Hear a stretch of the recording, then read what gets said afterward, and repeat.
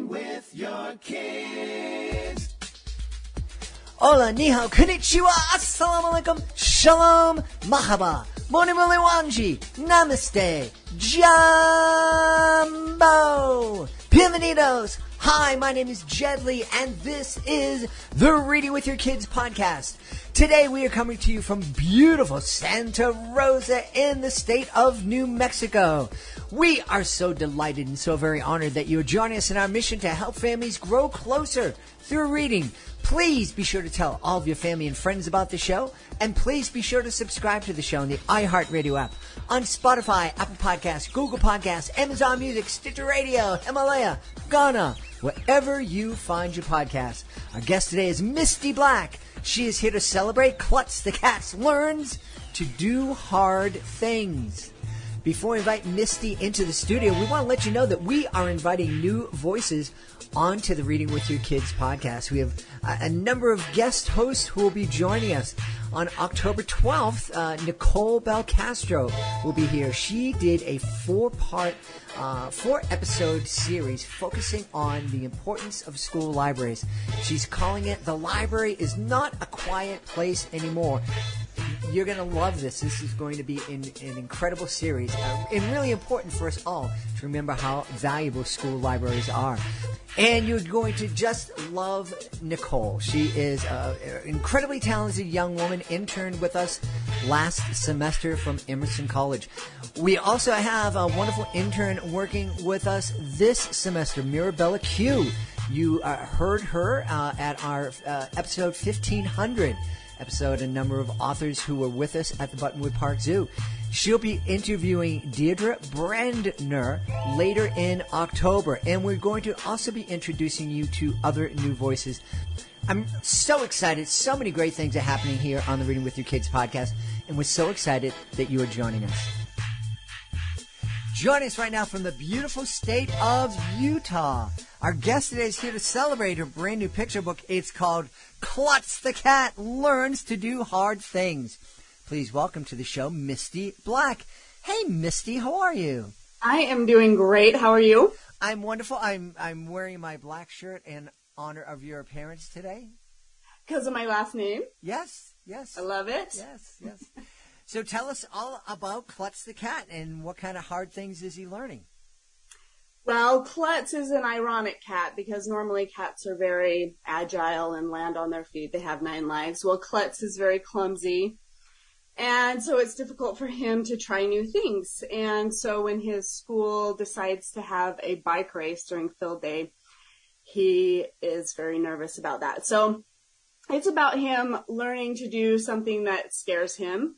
And the book is about letting children know that it's okay to make mistakes. It's okay to get up when we fall, that that's part of the journey to success. And also let them know that everybody's heart is different.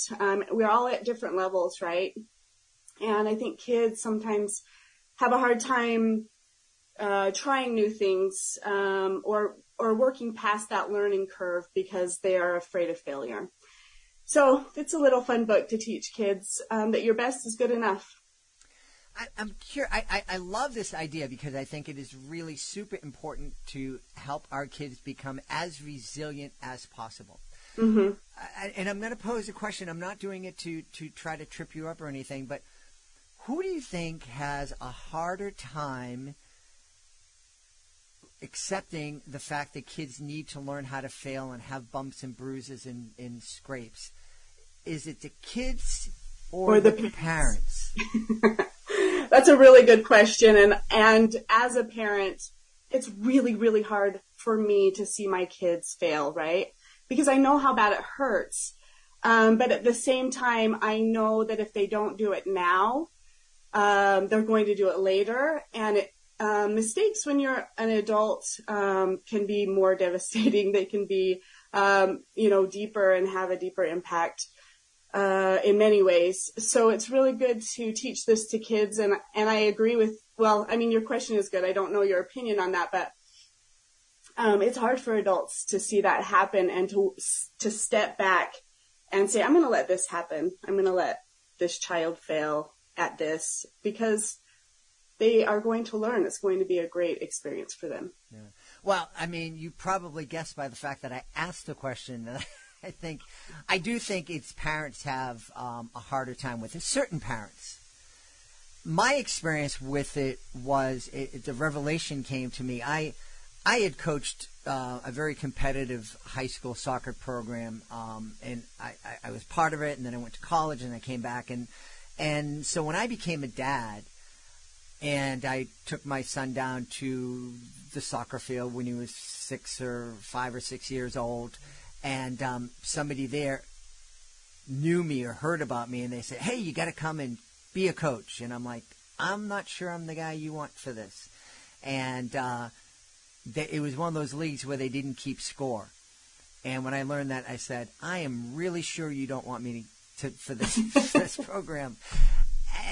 But I did it because, I was asked my son and everything. And my biggest problem, I mean, I'm not a crazy, have to win everything kind of guy. I am go out there and do your best and motivate kids and urge them on to push themselves. But one of the things that really became very apparent to me is while the parents weren't keeping score, the kids were keeping score. And, at the end of the year when everybody was getting the same trophy, the kids are very much aware of who was the better team and who were the better players. So even though we weren't ranking them and we weren't acknowledging that one team was better than the other, and by saying that some kids failed, the kids were acknowledging that. And I think the fact that we weren't acknowledging that and were pretending otherwise, I think it was a disservice to the kids. That's really interesting. And I wonder if the parents, if they weren't saying they were keeping score, I wonder if they were too. I mean, kids learn behavior from adults, and that competitive nature that people have is learned, I believe. But yeah, that's really interesting. Yeah. I mean, when I was a kid, we played games that didn't necessarily have winners or losers, but it was like, there was one game that we played, we called Team Keep Away, and it was basically just tackle the guy with the ball. And that person would run around and he'll get tied, and he'd throw it because he's going to get crushed. But I mean, that was just a fun, we just want to run around, we want to hit each other, we want to play, and there was no one supervising us. They probably wouldn't have let us play that game. But, but didn't have to be a winner or loser in that game. We just wanted to run around and have a lot of fun. Well, and I get that too. Being from somebody who was on a soccer team that lost every game when they were keeping score, I probably would have I was not a competitive soccer player. I was doing it for fun, and I probably would have had a lot more fun had we not been the loser every game. But, I think there's a place for, the competitive side of it, but there's also a place for go out and have fun. Not everybody's going to be good at this, but you can still enjoy it. Mm-hmm. Yeah. Well, I agree. But that was just, we're kind of, I'm digressing here, but I think parents, I think we need to let our kids fail. Yeah. We don't need to let our kids get hurt, although sometimes you're going to get a bump and a bruise and a broken part of their body, but it heals. And I think that process really helps the kids grow. I agree. I have a wide range of ages of kids. My oldest is 17. My youngest is 9. And I'm a very different parent to my 9-year-old because I've learned quite a few things along the way.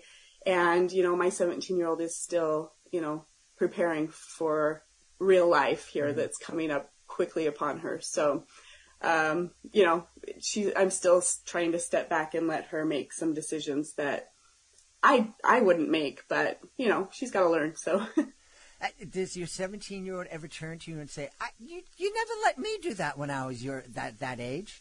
Oh, yeah, there's always that. Yes, I really am very different of a parent. So it may or may not be fair for her, but it is what it is. I did the best I could then, and I'm doing the best I can now.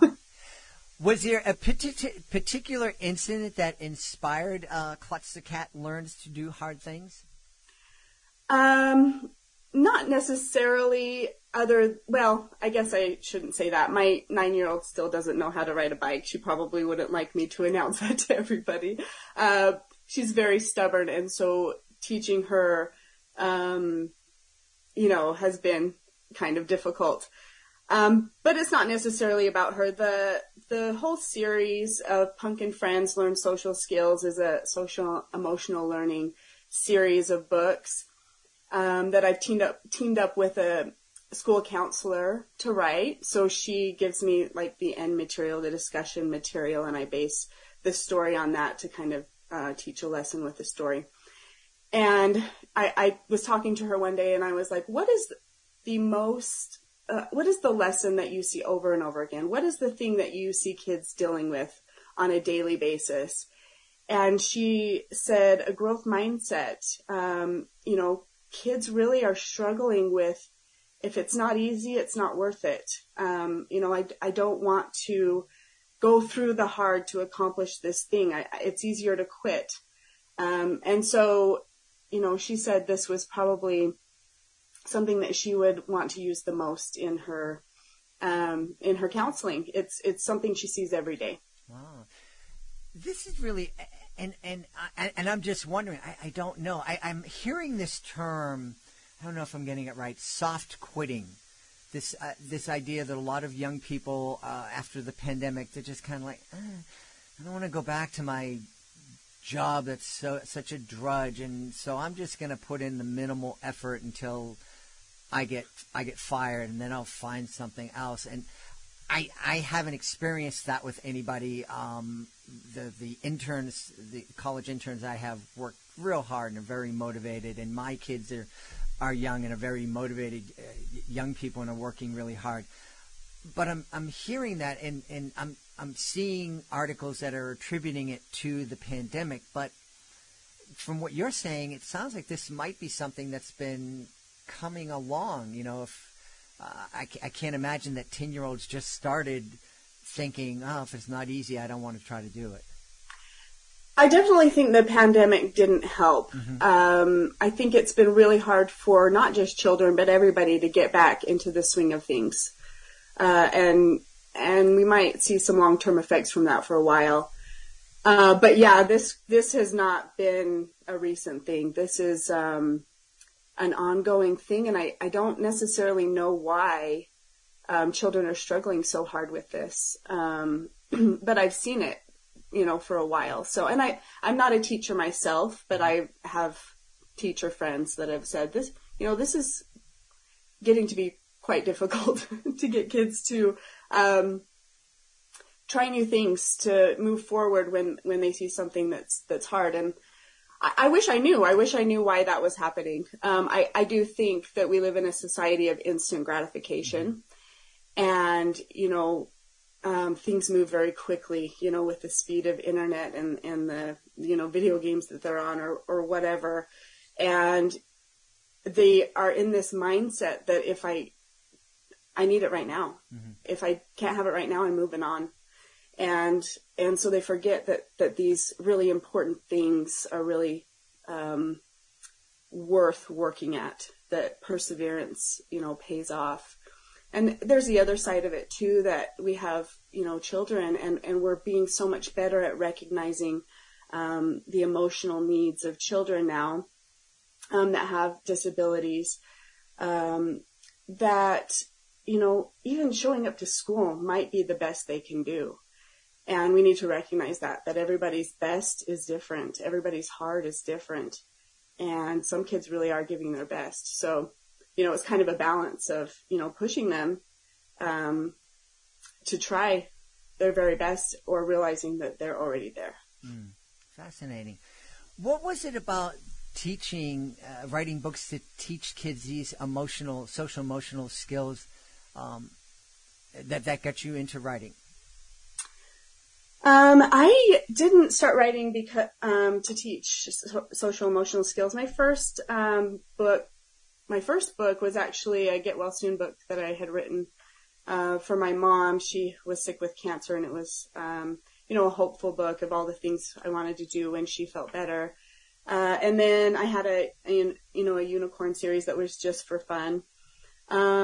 I started with the social emotional learning series. The first one was Punk the Skunk Learns to Say Sorry.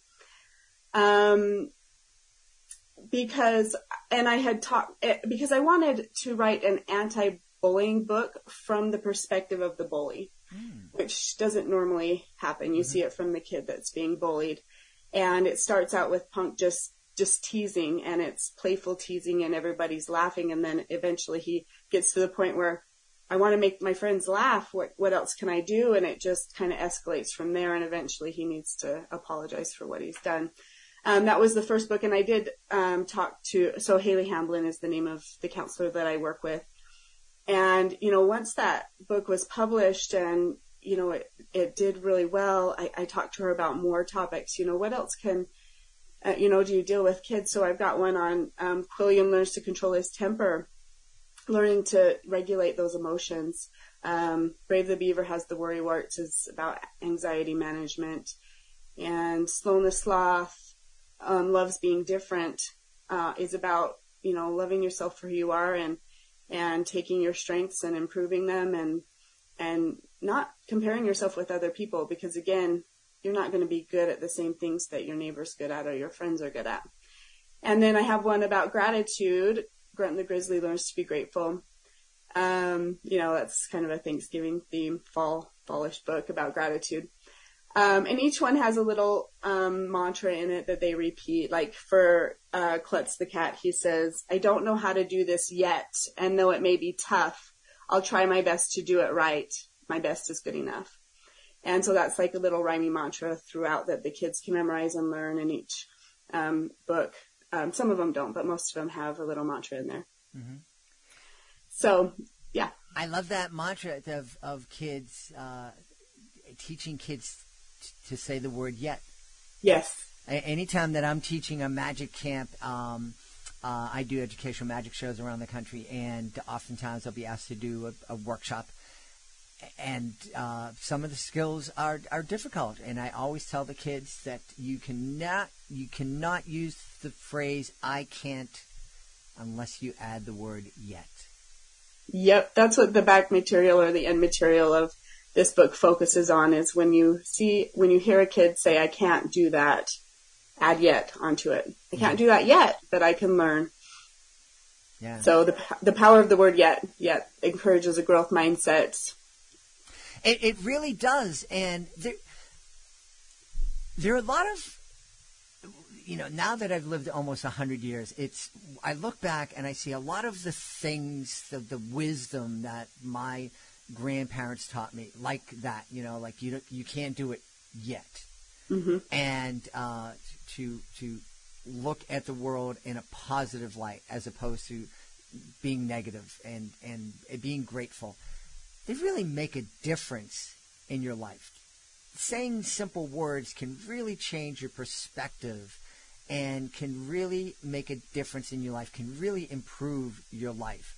And I think the sooner we teach our kids these things, the more fuller, more wonderful lives they will live. I agree. A lot of that has to do with, the affirmations and the things you tell yourself. Both in your mind and out loud. Thoughts have a powerful influence on our attitudes and the way we see things. Just going to a counselor with my son, he's like, your actions and the things we're working on all stem from an original thought. Let's move backwards and see what that thought was that made you, make a decision and then follow through with it in a negative way. How can we go back and change that thought? So thoughts are very powerful. Mm-hmm. The things we tell ourselves are very powerful. Yeah. When did you become aware of these lessons and notice that you were applying them to your own life? Was it something you learned once you became a mom, or was it something you were aware of before? I think when I became a mom, and not right away either, as my kids have grown and developed, and they each have. My kids are amazing, and so I don't want to say anything that they would be embarrassed by, but they each struggle with different things that they've needed help with. We've needed professional help for.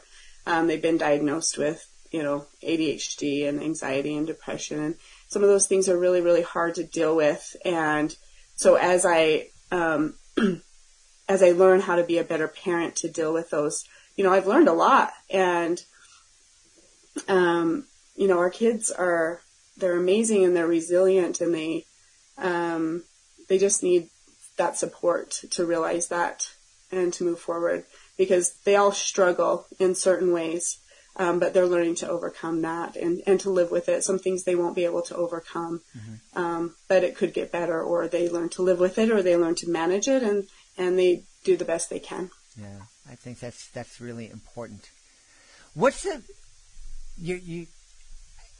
when I'm looking and when I'm listening to you, one of the things that becomes clear is that you really love being a mom. What's your favorite part of being a mom? Oh, goodness.